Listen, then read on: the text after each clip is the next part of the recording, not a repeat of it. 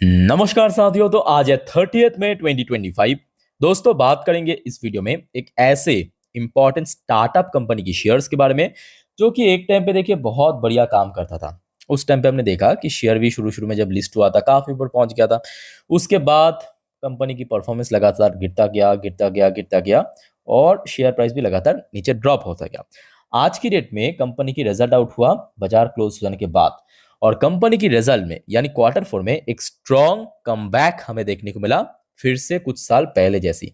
आइए सबसे पहले देख लेते हैं कंपनी का नाम, कंपनी की परफॉर्मेंस, सब कुछ हम डिटेल में चर्चा करेंगे। कंपनी की एक एक वैल्यूएशन, फंडामेंटल कितना स्ट्रॉन्ग है, कंपनी की बैलेंस शीट चेक करेंगे। सबसे पहले देखिए कंपनी का नाम है नाइका। नाइका जब बाजार में लिस्ट हुआ था, एक बार मैं आपको दिखा कर रखना चाहता हूँ, देखिए उस टाइम पे कंपनी की परफॉर्मेंस नो डाउट बहुत बढ़िया था। और शेयर देखिए अपना जो उस टाइम पे पीक टच किया था 400 के उस पार। ऑब्वियसली इसका शेयर की वैल्यूएशन भी काफी एक्सपेंसिव है।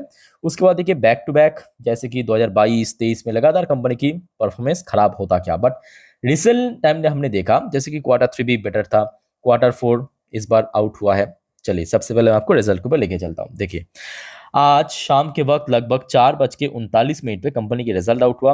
देखिए आपके पास भले ही कंपनी की शेयर है नहीं है, बट मैं आपको कहूंगा देख लीजिए ताकि आपको डिटेल में मालूम पड़ जाए कि कंपनी अल्टीमेटली कैसा कंपनी है। क्योंकि देखिए लास्ट डे आपको याद होगा, लास्ट डे मतलब आपकी 29 तारीख, एक और स्टार्टअप कंपनी, ये सब स्टार्टअप कंपनी है याद रखना, ओला।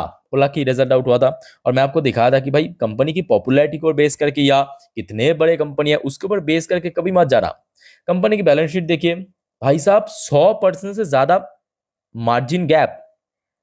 समझ पा रहे हो ना, कंपनी की इनकम जितना ना हुआ उससे दुगने से भी ज्यादा कंपनी के खर्चा हो गया। तो स्टार्टअप कंपनी में जैसे आपके ओला या इस टाइप की कंपनी भी है खराब लेवल की, या आप बोल सकते हो कि नाइका, जोमेटो जैसी अच्छी कंपनी भी है जो कि एक स्टार्टअप कंपनी की पार्ट है। अच्छा सबसे पहले देखिए यहाँ पे मैं आपके सामने ओपन किया क्वार्टर फोर की कंसोलिडेट फाइनेंशियल रिजल्ट। सो यहाँ पे जितने भी नंबर है सब इन करोड़ पे ही है, सो कोई दिक्कत नहीं है। तो कंपनी की तरफ से देखिए एक तो तीन डिफरेंट क्वार्टर की नंबर सेंड किया, करेंट क्वार्टर, लास्ट क्वार्टर और लास्ट ईयर मतलब मार्च 2024 के नंबर। उसके साथ साथ कंपनी ने जो फाइनेंशियल 25 और फाइनेंशियल 24 की नंबर भी इक्वली सेंड किया। अच्छा सबसे पहले चेकआउट करते हैं कंपनी की टोटल इनकम। देखिए कंपनी की टोटल इनकम इस क्वार्टर में आया है 2070 करोड़ रुपए। एक साल पहले मतलब 2024 की मार्च क्वार्टर में टोटल इनकम था 1675 करोड़ रुपए। यानी ईयर ऑन ईयर बेसिस पे कंपनी की इनकम बहुत बढ़िया से ग्रो किया। अच्छा क्वार्टर ऑन क्वार्टर बेस पे ड्रॉप हुआ, बट यहाँ पे ना हम क्वार्टर ऑन क्वार्टर को कैलकुलेट नहीं कर सकते, या आप बोल सकते हो कि कंपेयर नहीं कर सकते। क्यों नहीं कर सकते? देखिए क्वार्टर थ्री मतलब दिसंबर क्वार्टर, थोड़ा सा याद कीजिए दिसंबर में कौन कौन सी महीने में क्वार्टर होता है, जैसे कि आपकी अक्टूबर नवंबर दिसंबर। अक्टूबर नवंबर दिसंबर में भारत में बेसिकली फेस्टिवल सीजन चलता है, चाहे वो दिवाली हो, दुर्गा पूजा हो, क्रिसमस हो गया। ऊपर से आप सोचिए शादी ब्याह का माहौल, नवंबर दिसंबर पूरा महीना है ना। तो उस टाइम पे कंपनी जो बेसिकली मैन्युफैक्चर करता है या सेल करता है आपके कॉस्मेटिक्स प्रोडक्ट, सो कॉस्मेटिक्स की यूजेस बहुत बढ़ता है, सेल्स बहुत बढ़ जाता है। तो जिस वजह से मैं कहूंगा यहाँ पे क्वार्टर ऑन क्वार्टर बेसिस पे कैलकुलेट करना ये जस्टिफाइड नहीं है। बट हाँ ईयर ऑन ईयर बेसिस पे कंपनी देखिए बहुत बढ़िया काम किया। होपफुली मैं जो एक्सप्लेनेशन आपको दे रहा हूँ आपको समझ आ रहा है। कोई दिक्कत है कमेंट करके बताइए, ठीक है। यहाँ पे आप देख सकते हो ईयर ऑन ईयर बेसिस पे कंपनी अच्छा परफॉर्म किया। अब देखिए आज की डेट में ना ज्यादातर कंपनी की एक जगह पे थोड़ा सा प्रॉब्लम हो रहा है, वह है कंपनी की एक्सपेंसेस कॉस्ट ह्यूज बढ़ जाना। लास्ट डे आप देख लीजिए मजगांव डॉक की या और भी बहुत सारे कंपनी की एक्सपेंसेस इतना ज्यादा बढ़ गया कि कंपनी का अल्टीमेटली प्रॉफिट कुछ बचा नहीं है ना। सो इस बार देखिए कंपनी की एक्सपेंसेस बढ़ने के साथ साथ नॉट आउट बढ़ा है। ईयर ऑन ईयर बेसिस पे एक्सपेंसेस इंक्रीज हुआ टोटल इनकम बढ़ने के साथ साथ। लास्ट ईयर में था 1655 करोड़, इस बार बढ़ के 2031 करोड़। उसके साथ साथ क्वार्टर ऑन क्वार्टर बेसिस पे थोड़ा गिरा भी है। अच्छा इसके अलावा कंपनी की जो नेट प्रॉफिट मतलब टैक्स वगैरह एडजस्टमेंट करने के बाद जो बचता है उसे हम कहते हैं net profit for the period. So net profit के मामले में कंपनी बहुत अच्छा काम किया। जैसे कि इस क्वार्टर में कंपनी की नेट प्रॉफिट हुआ 19.05 करोड़ रुपीज। लास्ट ईयर में यही फिगर था 9.07 करोड़ रुपीज। और क्वार्टर ऑन क्वार्टर बेस पर ऑब्वियसली गिरावट हुआ है, और ये तो एक्सपेक्टेशन था। क्वार्टर थ्री और क्वार्टर फोर हमेशा थोड़ा सा ऊपर नीच होता है, इसमें कोई बड़ी बात नहीं है, ठीक है। तो ओवरऑल बात करें, कंपनी की नेट प्रॉफिट में बहुत बढ़िया हमें जंप देखने को मिला, खास करके ईयर ऑन ईयर बेस पे। और यहाँ पे आप समझ सकते हो कंपनी क्वार्टर 3 भी अच्छा परफॉर्म किया और उसके साथ साथ क्वार्टर 4 भी बढ़िया परफॉर्म किया। तो कहीं ना कहीं कंपनी की पुराने जो परफॉर्मेंस या पुराने जो फॉर्म, वो दोस्तों कमबैक होता हुआ नजर आ रहा है आज। उसके साथ साथ कंपनी की जो अर्निंग पर शेयर है वो भी बदल हो गया, मतलब चेंज हो गया। लास्ट ईयर में था 0.02, इस बार बदल के 0.07 में पहुंच चुका है, जो कि क्वार्टर ऑन क्वार्टर बेसिस पर थोड़ा सा ड्रॉप रहा।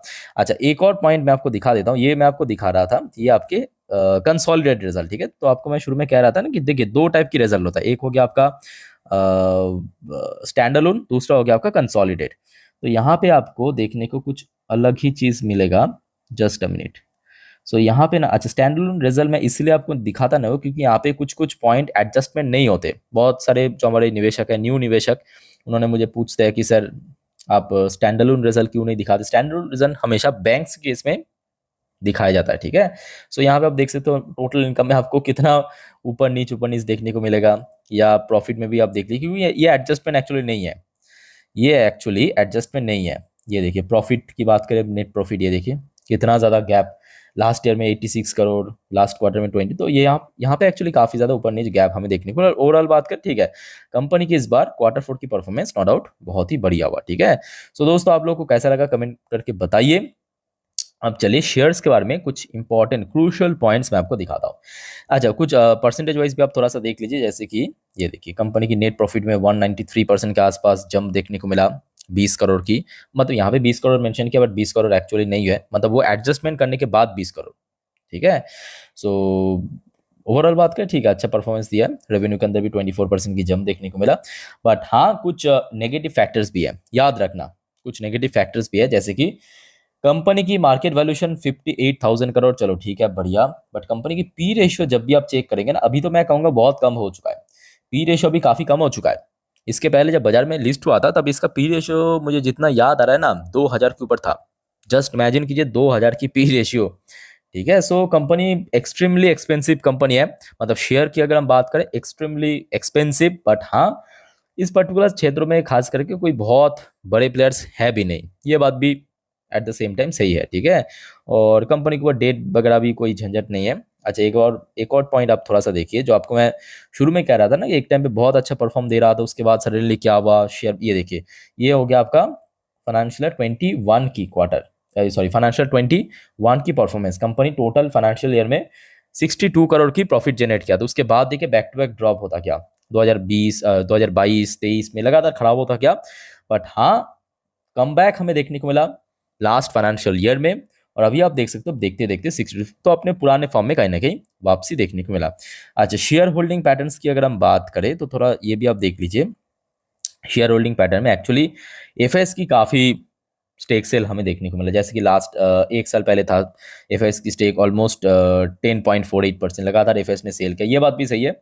और डीआईएस ने बैक टू बैक बाई किया, ये बात भी सही है।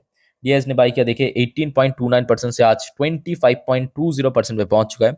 ऊपर से रिटेल इन्वेस्टर्स, तो आप समझ सकते हो पेशेंस बहुत कम है, जब शेयर बीच में गिरा था सब बेच बूझ के निकल गया, और आज देखिए फिर से शेयर कहीं ना कहीं अपने पुराने लेवल पे पहुंचता हुआ नजर आ रहा है।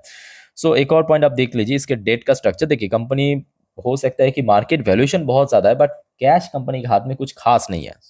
38 करोड़ की कैश है, और डेट की बात करें, डेट भी उतना खास नहीं है, ठीक है, 74 करोड़ के आसपास टोटल डेट मतलब कर्जा है। बाकी आज की डेट में कारोबार वैसे बढ़िया था, मतलब 19 करोड़ के वो शेयर ट्रेड हुआ, 19 करोड़ से ज्यादा, जिसमें डिलीवरेबल परसेंटेज भी काफी हाई था। काफी आप समझ सकते हो कि 19 करोड़ के ऊपर डिलीवरी परसेंटेज 57.71 की डिलीवरेबल परसेंटेज, तो अपने आप में बहुत अच्छी बात है।